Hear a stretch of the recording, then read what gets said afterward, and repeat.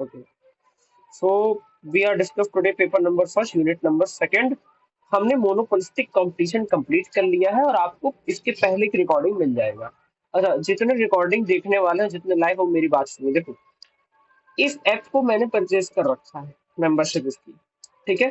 तो ऐप का क्या है ना, जब आप दूसरे के ऐप को परचेज करते हैं तो उसमें टेक्निकल ग्लिच होते हैं। ये मेरे नहीं, कोई भी ऐप आप ऐसा जाए तो ऐसा होता है। अब जिन कोचिंग संस्थाओं ने अपना ऐप बना रखा है उनमें कोई टेक्निकल ग्लिच नहीं है। अब अपना ऐप बनाने के लिए हमें 1 लाख टू प्लस पेमेंट होना चाहिए, और हमारी कोचिंग इतनी सस्ती है कि हम 1 लाख पर नहीं ऐप बना सकते, इसलिए हम मेंबरशिप ले लेते हैं।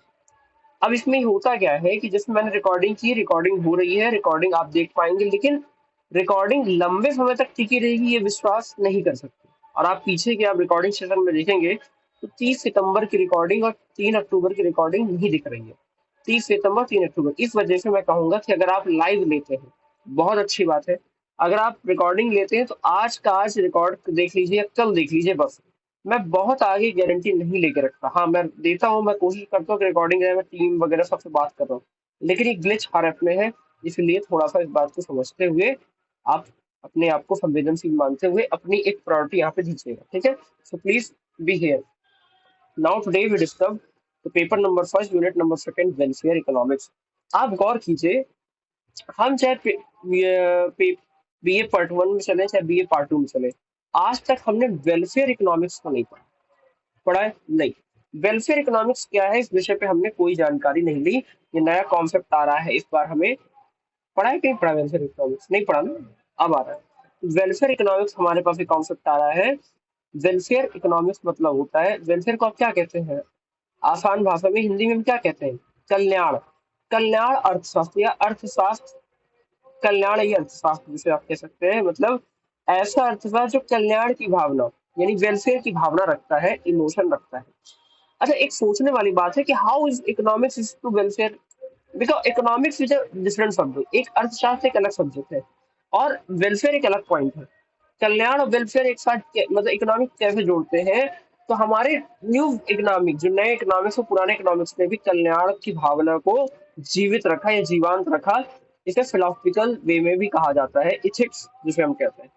तो फिलोसफिकल इकोनॉमिक्स हम इसमें पढ़ेंगे या वेलफेयर इकोनॉमिक्स पढ़ेंगे? इंपॉर्टेंट चीजें हैं जो मैं बताऊंगा। सबसे इंपॉर्टेंट मॉडल बनता है पेरेटो ऑप्टिमलिटी मॉडल, जिसमें आएगा, और वेलफेयर की इकोनॉमिक्स की स्टार्ट पेरेटो से ही होती है। तो पेरेटो ऑप्टिमलिटी मॉडल आप पढ़ेंगे।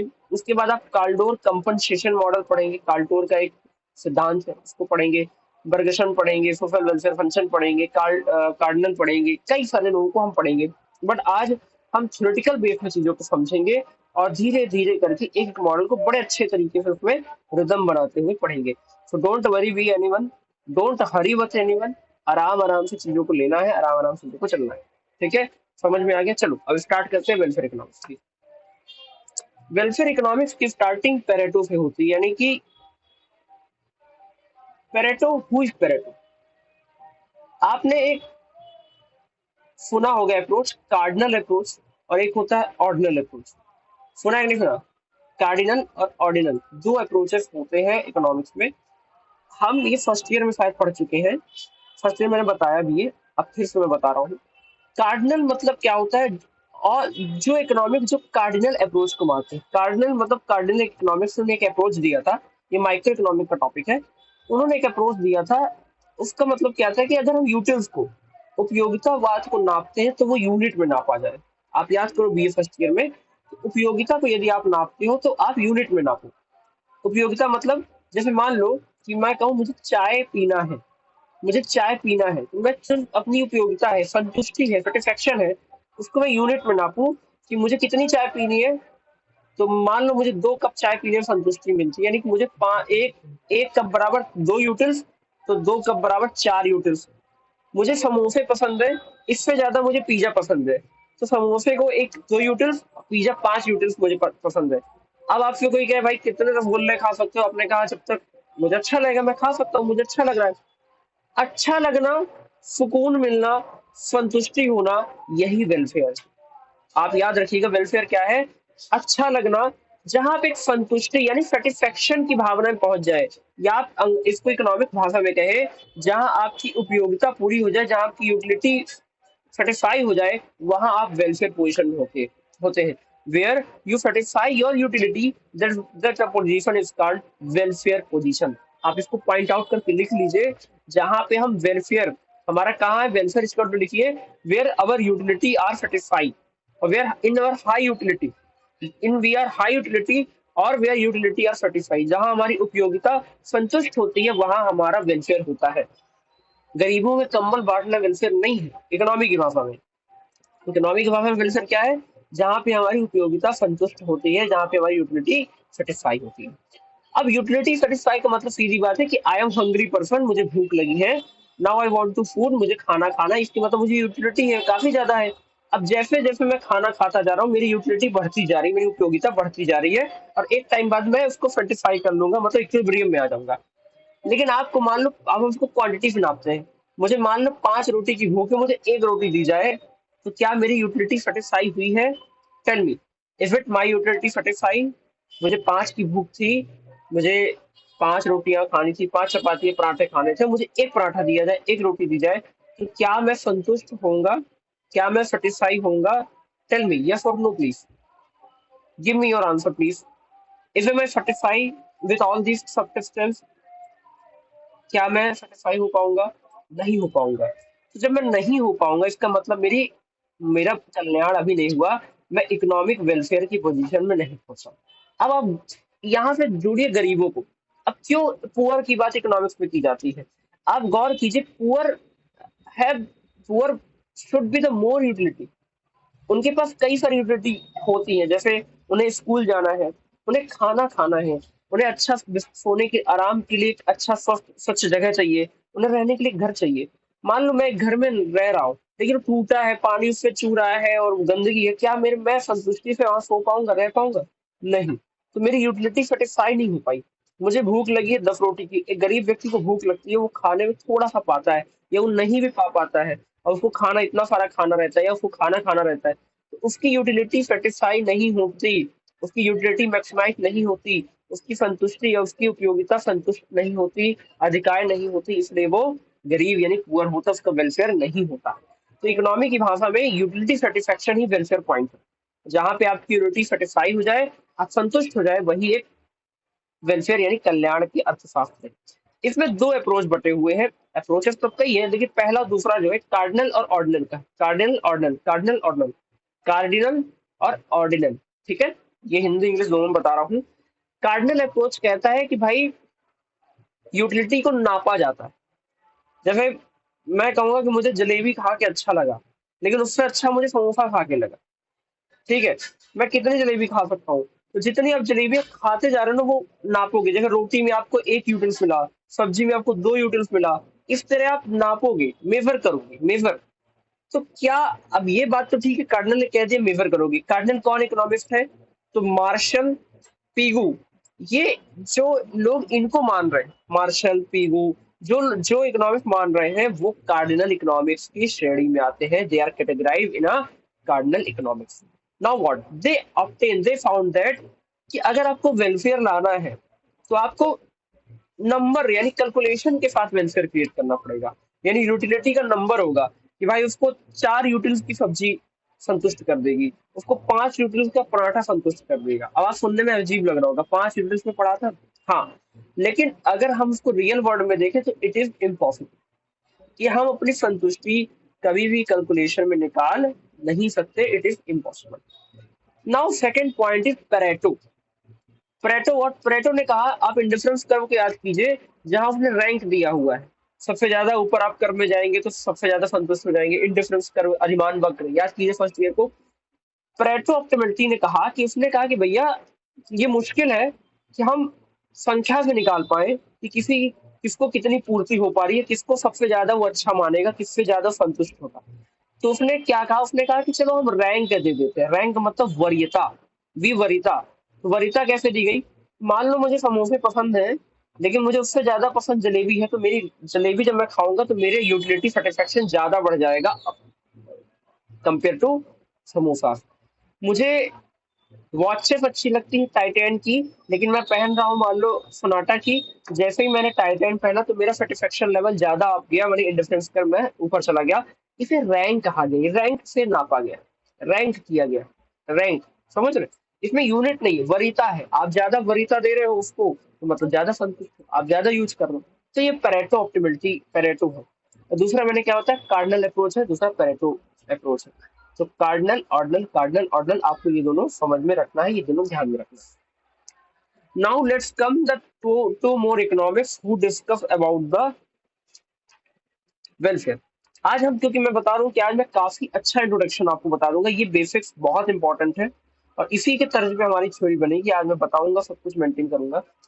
अब गौर करने वाली बात है, यहाँ तक हमने परेटो को पढ़ लिया, यहाँ तक हमने कार्डिनल को पढ़ लिया, हमने वेलफेयर क्या ही समझ लिया। वेलफेयर मतलब utility satisfaction, satisfy your utility at a maximum point. हाँ ठीक है, जहाँ पे आपकी संतुष्टि हो रही है वहां मैक्सिमम पॉइंट पे यूटिलिटी सेटिस्फाई होनी चाहिए। नाउ व्हाट, अब क्या? अब यहाँ पे कई सारे अप्रोचेस बांटे गए। तो पहला बांटा गया कार्डिनल अप्रोच, दूसरा बांटा गया ऑप्टिमल अप्रोच, तीसरा बांटा गया बेंथमिन अप्रोच। बेंथमिन मतलब बेंथम, यूटिलिटेरियन तो उपयोगितावाद सिद्धांत के जनक है वो बेंथम। यूटिलिटेरियन अप्रोच अप्रोच है, उसके जो जनक है, the father of utilitarian approach, that is a Bentham. Sociology में और फिलॉसफी में इनका बड़ा नाम है। तो अब हम लोग ज्यादा कम यूज करते हैं इकोनॉमिक्स, तो बेंथम है, बेंथम। और एक जॉन रॉवेल्स है। जॉन रॉवेल्स भी एक क्रांतिकारी विचारधारा के प्रतीक थे, तो वो गरीबों के वेलफेयर की बात करते हैं। ठीक है, तो ये कुछ वेलफेयर सिस्टम है जहाँ पे आपको समझना है। इसके बाद एक बर्गसन है, बर्गसन, पेरेटो, मार्शल। ये तीन एक कैटेगरी में आते हैं, बर्गसन, पेरेटो, मार्शल, ये सब तीन एक कैटेगरी में आते हैं। ठीक है, अब मैं एक एक चीज आपको समझाता जाऊंगा और आपको बताता जाऊंगा। ठीक है, now let's on the copy. I hope आपको क्लियर दिख रहा होगा जो मैं दिखाना चाह रहा हूँ। ठीक है, पहला मैं आपको समझा रहा हूँ, सिर्फ समझिए ध्यान से और लिखते जाइए चाहे आप।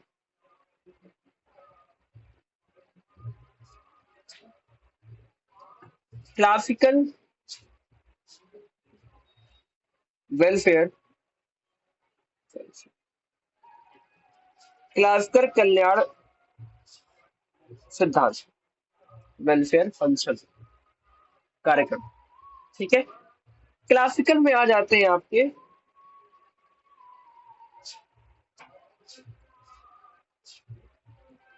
Bentham, पीगो and martial.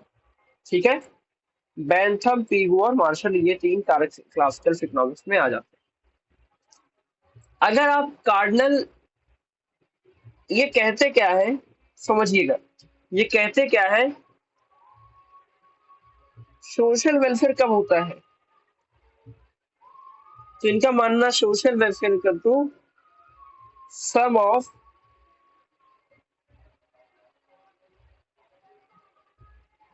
Cardinal utilities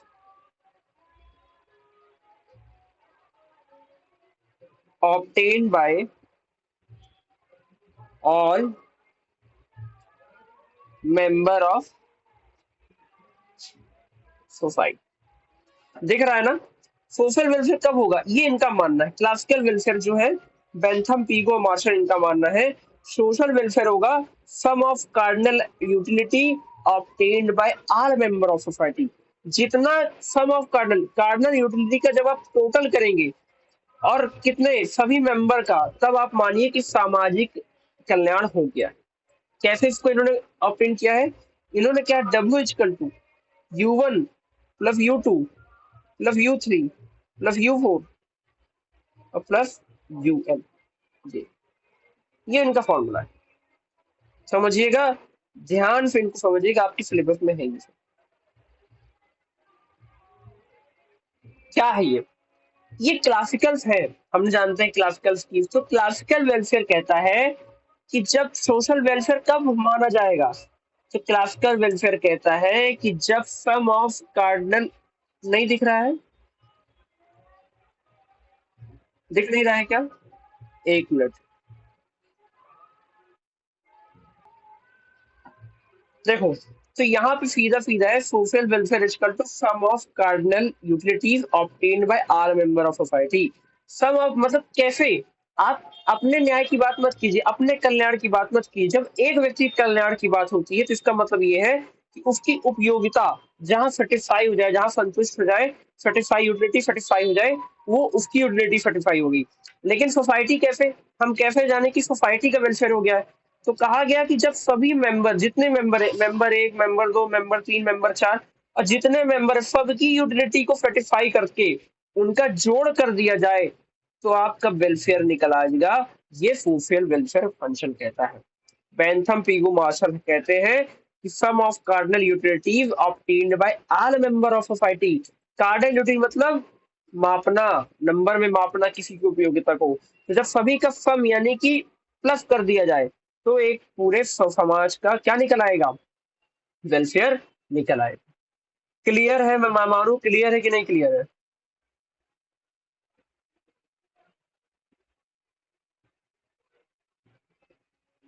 clear है? यहाँ तक क्लियर है? सभी बताओ, जल्दी बताओ।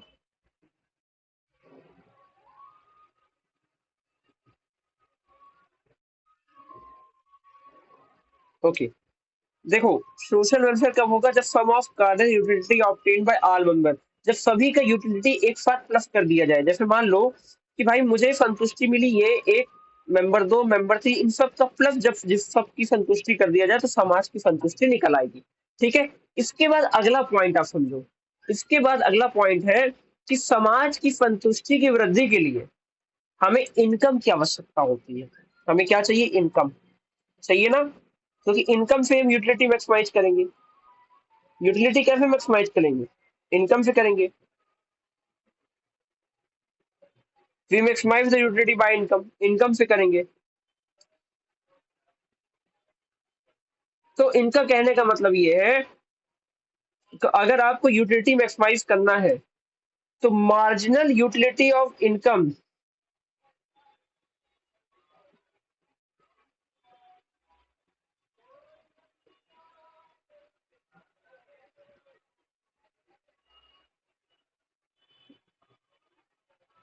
मार्जिनलिटी of income distribution equally, equally. कहने का मतलब ये है, मार्जिनलिटी मतलब इनकम क्या होती है? देखो, मार्जिनलिटी मतलब होती है कि आय की, पैसे की उपयोगिता। आप गौर करो, किसी के लिए 100 रुपए बहुत छोटी चीज है, तो किसी के लिए 100 रुपए बहुत बड़ी चीज है। मान लो आप मार्केट में गए और कोई 100 रुपए लेके भाग गया आपके लिए, 200 रुपए आपका गिर गया, अब क्या लगा? चलो कोई बात नहीं, 200 गिरा यार, कोई बहुत बड़ी बात नहीं है, चलता है। और मान लो आपको, वो किसी के लिए 2 रुपए बहुत, मान लो किसी का किराया 2000 आता है, समझिएगा, ध्यान समझिएगा, किसी को 2000 रुपए किराया आता है, तो उसके लिए 200 रुपए की वैल्यू क्या है? ज्यादा है। किसी को मान लो 200 रुपए, 2000 रुपए रेंट मिलता है, तो उसके लिए 200 का वैल्यू क्या है? ज्यादा है ना? मतलब उसका मार्जिन यूटिलिटी ज्यादा है। और किसी को 25,000 या 20,000 मिलता है, तो उसका 200 रुपए का मार्जिन यूटिलिटी क्या है? कम है। मार्जिन यूटिलिटी क्या है? कम है। यहाँ तक समझे? अगर किसी को 2,000 रुपए मिलता है, मान लो आप हैं, आपको किराया 2,000 महीने आता हो, तब आपके लिए 200 बड़ी बात है। भाई 2,000 का 200 मतलब 10%, 10% आपका पैसा खर्चा हो गया तो आपको लगेगा यार 200 रुपए खर्चा हो गया, गिर गया, बहुत बुरा हुआ। तो आपके लिए margin value of 200 is more than, आपके लिए बहुत ज्यादा है 200 की वैल्यू, कंपेयर टू अब किसी के पास 20,000 रुपए मंथली आ रहा है, और या डे का मंथली जो भी कहिए, और उसका दिन का दो, एक बार 200 गिर गया, तो उसके लिए उतना फर्क नहीं पड़ेगा जितना आपको फर्क पड़ेगा। मतलब margin utility of 220,000 is less than margin utility of 2,000। मतलब 2,000 वाले का यूटिलिटी ज्यादा है और 20,000 वाले का यूटिलिटी उपयोगिता कम है। मतलब 20,000 वाले को 200 रुपए की वैल्यू कम है, लेकिन 2,000 वाले को 200 रुपए की वैल्यू ज्यादा है। तो कार्डिनल कहता है कि marginal utility of income distribution equally, आप ऐसा पैसा समाज में बांटिए जिसमें यूटिलिटी उपयोगिता सबको बराबर हो। ना किसी को ज्यादा हो ना किसी को बराबर। इसका मतलब वो इक्वल डिस्ट्रीब्यूशन ऑफ इनकम की बात कर रहे हैं, इक्वल डिस्ट्रीब्यूशन ऑफ इनकम। कब आएगा वेलफेयर, कब आएगा वेलफेयर बाजार में, कब कब समाज में कल्याण आएगा भाई? तो क्लासिकल्स कहते हैं कि जब आप सबको समान रुपया बांट देंगे तो सभी लोग की उपयोगिता सामान्य हो जाएगी, और सभी लोग की उपयोगिता को जोड़ करके जो आएगा वही सामाजिक कल्याण होगा। सामाजिक कल्याण कैसे होगा? जब आप सबको सामान्य तरीके से रुपया बांट दे, क्योंकि उसकी वैल्यू सबको सामान्य हो जाए। Maximum marginal utility of income is distributed equally, सभी को समान रूप से पैसा बांट देने पर ही हमें यूटिलिटी फाइंड होगी। क्लियर हुआ इतना? जल्दी बताओ। ये दोनों टॉपिक, इनकम का और ये पूरा वेलफेयर का क्लासिकल अप्रोच क्लियर हुआ कि नहीं हुआ? इसी को आप कार्डिनल अप्रोच कहोगे, ठीक है? यही कार्डिनल अप्रोच है, यही क्लासिकल अप्रोच है। Is it clear? जल्दी से जल्दी आंसर दीजिए।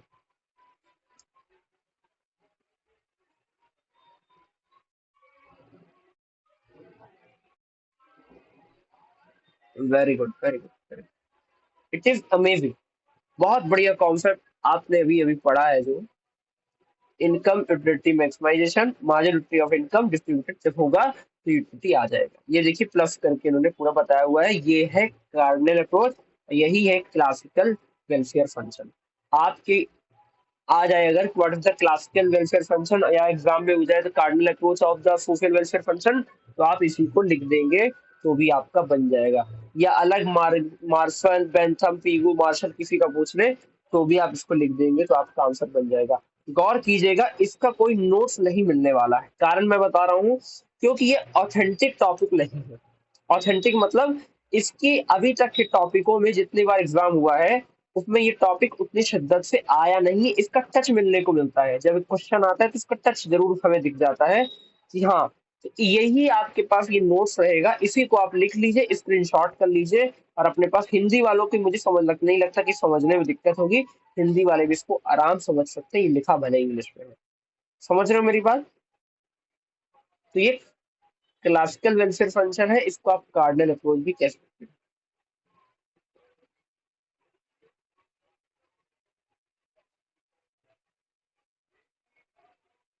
Cardinal, okay. चलो अब अगली टॉपिक, क्लियर हुआ यहाँ तक? वेलफेयर क्या है एक बार याद रखना। चाहे वो वेलफेयर किसी के लिए भी कहा जाए, क्लासिकल, टीम्स, किसी के लिए भी अगर वेलफेयर की बात कही जाए तो वेलफेयर का पहला सिस्टम यही है, मैक्सिमाइजेशन ऑफ सोशल यूटिलिटी। अगर पर्सनल वेलफेयर की बात की गई है तो याद रखिएगा,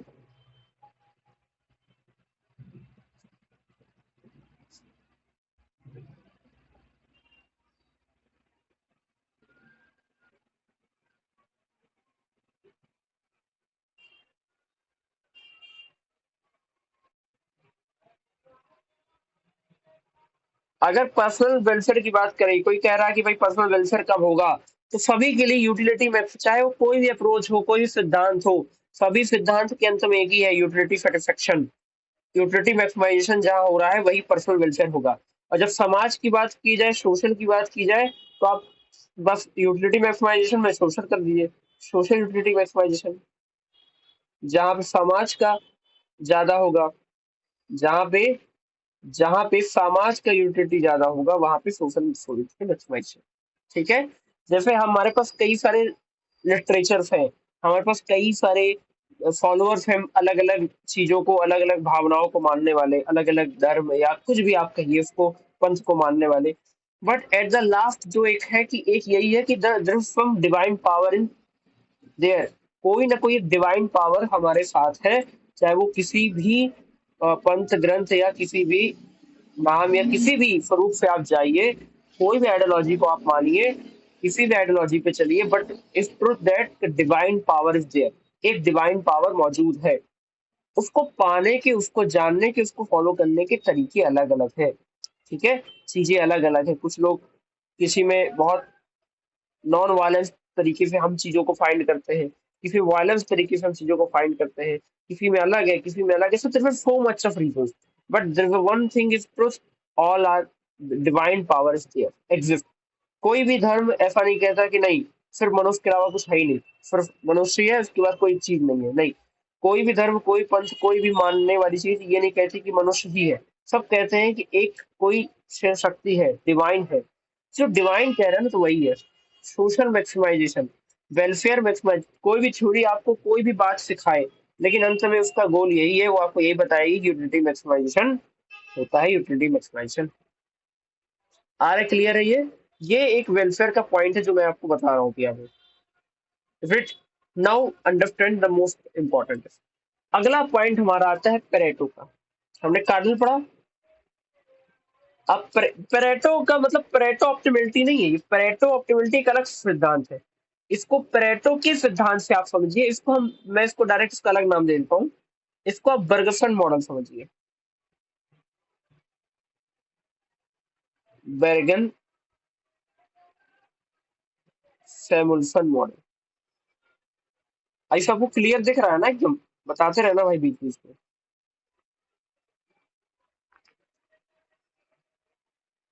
बेर्गसन सैमुअल्सन मॉडल, इसको क्या कहते हैं?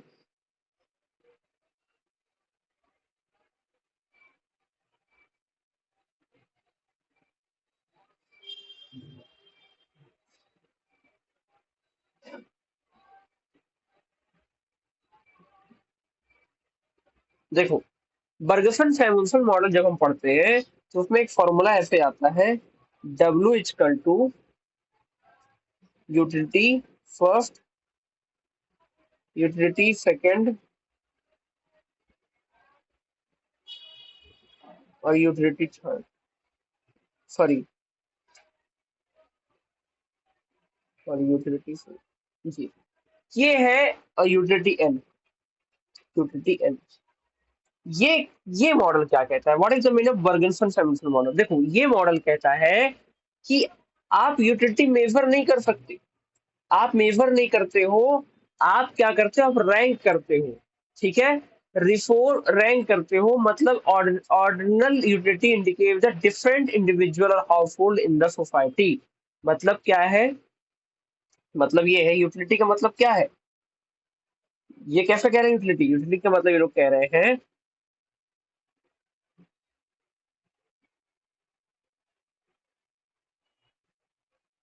Depend upon good and service, good and service, consumption, consumption उपभोग, ठीक है, magnitude and kind of work she does, okay, and amount of labor, amount of labor, labor enjoy। ये अप्रोच क्या कहता है? ये अप्रोच कहता है भाई, यूटिलिटी का मतलब होता है कि आप कैसा उत्पाद कंजप्शन कर रहे हो, किस प्रकार का कंजप्शन कर रहे हो। भाई आप समोसा खा रहे हो, कितना समोसा खा रहे हो, किस प्रकार का, अच्छा क्वालिटी का, कमजोर क्वालिटी का, कौन सा काम आप कर रहे हो, कितना बढ़िया आप अपना आलस यानी लेजर यानी कि छुट्टी का टाइम एंजॉय कर रहे हो, उस पे आपकी यूटिलिटी डिपेंड कर रही है। सैमबर्गसन सैमुअल्सन मॉडल जो है ये ऑर्डिनल अप्रोच मानता है, ऑर्डिनल की अप्रोच को मानता है, ऑर्डिनल, ऑर्डिनल के अप्रोच को मानता है। वो कहता है कि यूटिलिटी को ऐसे संख्या में प्लस नहीं किया जा सकता, we can not calculate the utility in numbers. फिर कैसे करना है? तो उन्होंने कहा यूटिलिटी का मतलब होता है भाई किस प्रकार का उपभोग आप कर रहे हो। देखो सबके लिए अलग अलग उन्होंने कहा, आप गौर करो प्लस नहीं किया, U1 U2 U3 U4 सबका अलग अलग यूटिलिटी है, सबको अपने अपने तरीके से और जब सब लोग ऑल ओवर लोग सेटिस्फाई हो जाएंगे तो समाज अपने आप सेटिस्फाई हो जाएगा। इसका मतलब इंडिविजुअल है कि जब प्रति व्यक्ति संतुष्ट हो जाएगा तो पूरा समाज अपने आप संतुष्ट हो जाएगा। When one individual satisfy, every individual also satisfy. इन्होंने कोई इक्वलाइजेशन की बात नहीं, इन्होंने नहीं करेगा सबको बराबर करो हर चीज, तब पता चलेगा कैसे वेलफेयर होगा। अगर आप कार्डिनल से कहते हैं कि भाई जैसे मान लो आप खाने पीने की दुकान या सर्विस में गए हैं या कपड़े की दुकान में गए हैं, और कार्डिनल बोलेगा कि जब सभी लोग एक जैसे एक तरह के कपड़े पहनेंगे तब समाज का विकास होगा, समाज मतलब समाज कल्याण होगा। या जब सभी लोग समोसे और पिज्जा खाएंगे तभी समाज कल्याण होगा। लेकिन बर्गसन सैमुअल मॉडल या ऑर्डिनल अप्रोच ये नहीं कहता। ऑर्डिनल अप्रोच कहता है कि जब प्रति व्यक्ति संतुष्ट होगा तो समाज अपने आप संतुष्ट होगा। मैं संतुष्ट अलग तरीके से होऊंगा, दूसरा संतुष्ट अलग तरीके से हो सकता है उसे घर में घर का खाना खाना अच्छा लगता हो, घर में रहना अच्छा लगता हो और उसको मजा आता हो। मुझे बाहर अच्छा लगता हो, किसी और को और बाहर अच्छा लगता हो, किसी को विदेश में अच्छा लगता हो, और जब पूरा समाज मिले तो ये एक संतुष्टि का प्रतीक हो।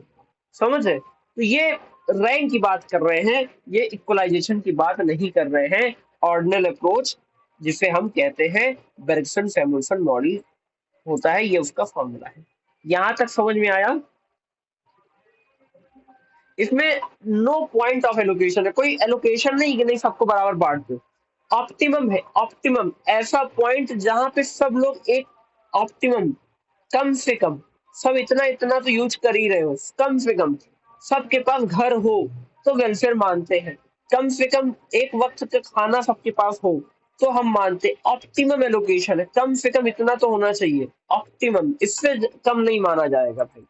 इतना तो सबके पास है तो ऑप्टिमम मतलब एलोकेट है। तो सैमुअल्सन बर्गसन मॉडल जो है, इन्होंने ऑर्डिनल अप्रोच को माना है। ऑर्डिनल थ्योरी कहती है कि हम रैंक देते हैं, हम कोई इक्वल नहीं करते, सबका संतुष्टि लेवल अलग है, सब लोग अलग अलग जगह सेटिस्फाई होंगे, और जब सब सेटिस्फाई होंगे तो हम मानते हैं कि सामाजिक कल्याण। टेल मी, अंडरस्टैंड और not this concept? Bergson Samuelson model समझ में आया आप लोगों को? जल्दी बताओ। इसको सोशल वेलफेयर फंक्शन भी कहते हैं।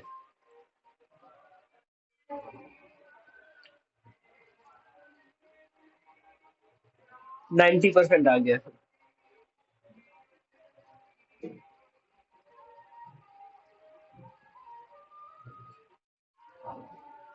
80%।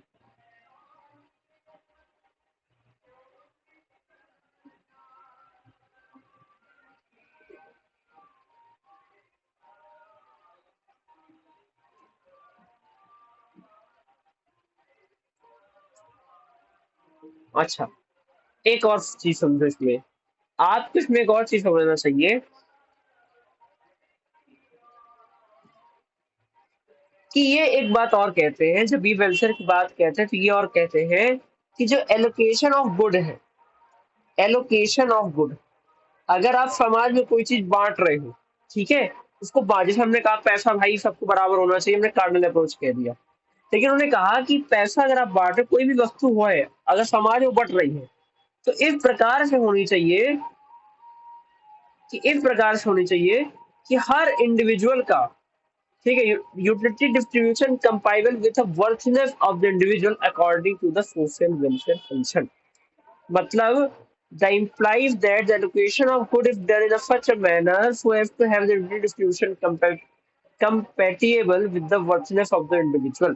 आप कोई भी चीज बट रही है तो ऐसे बटे कि उसको कम से कम संतुष्टि प्रदान करते हुए सबको सदव्यवहार करे। या आप ये समझो कि जो समाज का थोड़ा कमजोर वर्ग है उसको भी वही संतुष्टि प्राप्त हो जो अच्छे वर्गों प्राप्त है। तो ऐसा ऐसा बांटा जाए कि सबके संतुष्टि लेवल पे वो खरा उतरे, सबकी संतुष्टि उससे बढ़े। सिंपल बात है, देखो, ऑर्डिनल कोई संख्यात्मक की बराबरी की बात नहीं करता है। आप समझो, एक मजदूर है, समझना, एक मजदूर और एक व्यापारी, तो हम कंपेयर करते हैं। तो व्यापारी को खूब सारा पैसा कमाना है, दिन भर वो अपना पैसा कमाना चाहेगा और फिर वो खाना खाएगा और संतुष्ट होगा।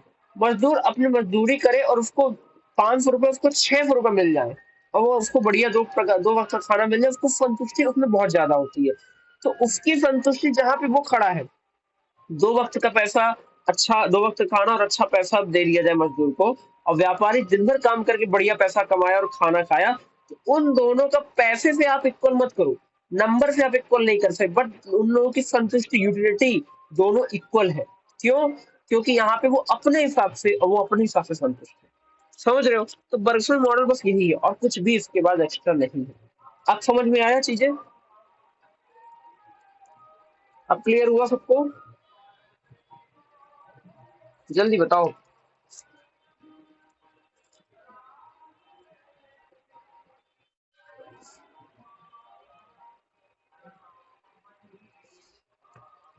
सो these are the two model. एक कार्डिनल अप्रोच हो गया, दूसरा है बर्गसन मॉडल, जिसे हम कहते हैं बर्गसन मॉडल ही कहा जाता है, लेकिन वो ऑर्डिनल अप्रोच से जुड़ा हुआ है।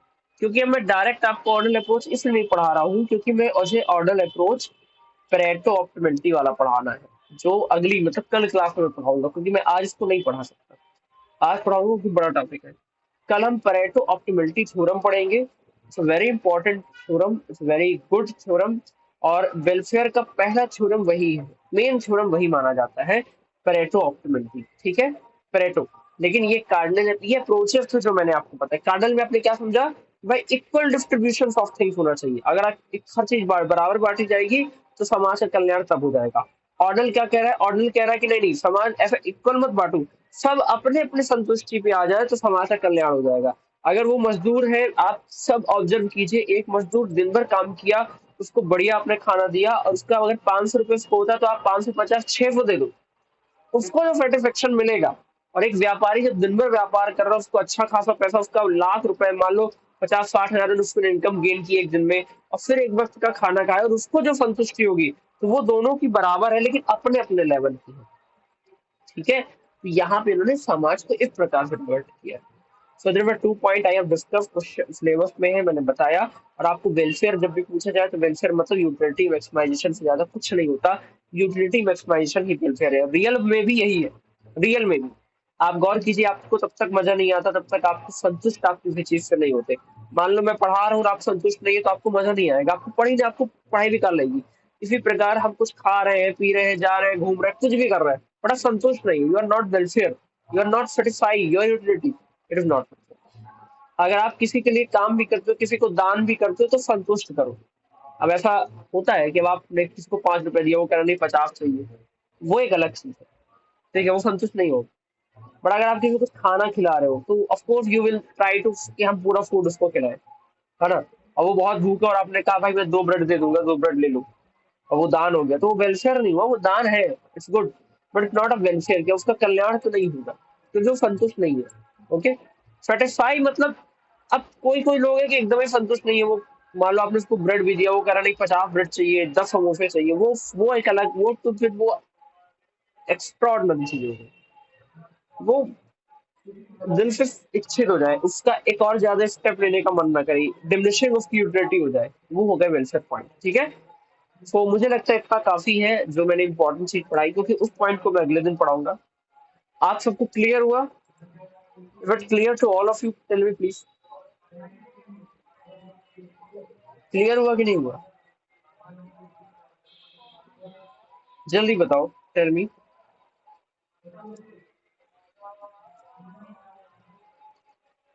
Clear to all of you? जवाब देने में कितना टाइम लगता है आप लोग? Okay, thank you very much for today class. और आप लोग जो है इसको रिवाइज कीजिए, पढ़िए ध्यान से और समझिए। ठीक है, so thank you very much for today, good day, good night. अब क्लास जल्दी जल्दी कर लिया करिए। और अगर आप रिकॉर्डिंग वाले तो मैं आपसे भी रिक्वेस्ट करूंगा क्लास देख लिया करिए, क्योंकि मैंने पहले बताया टेक्निकल ग्लिच होते हैं। Okay, so thank you.